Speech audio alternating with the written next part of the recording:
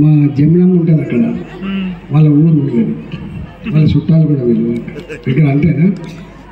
నాకు అప్లికేషన్ ఉంటుంది కాబట్టి వచ్చిన. కొత్తగా స్కూల్ పెట్టి 5 ఏళ్ళు నడిచిన తర్వాత 5వ ఏట కొత్త స్కూల్ బిల్డింగ్ కట్టినప్పుడు మొట్టమొదటి మంత్రి అయిన వెంటనే వచ్చి ఈ స్కూల్ భవనాన్ని ఇనాగ్రేట్ చేసిపోయినాం.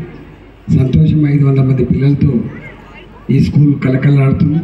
ఇది మరింత ఎదగాలని చెప్పి మనస్ఫూర్తి కోరుకుంటున్నాం. గౌరీశంకర్ చాలా డీప్గా మాట్లాడి, కానీ ఇప్పటి పేరెంట్స్కి, ఇప్పటి పిల్లలకి ఆ భాష, ఆ డెప్త్ అది అంత ఉంటుందా అనిపిస్తుంది.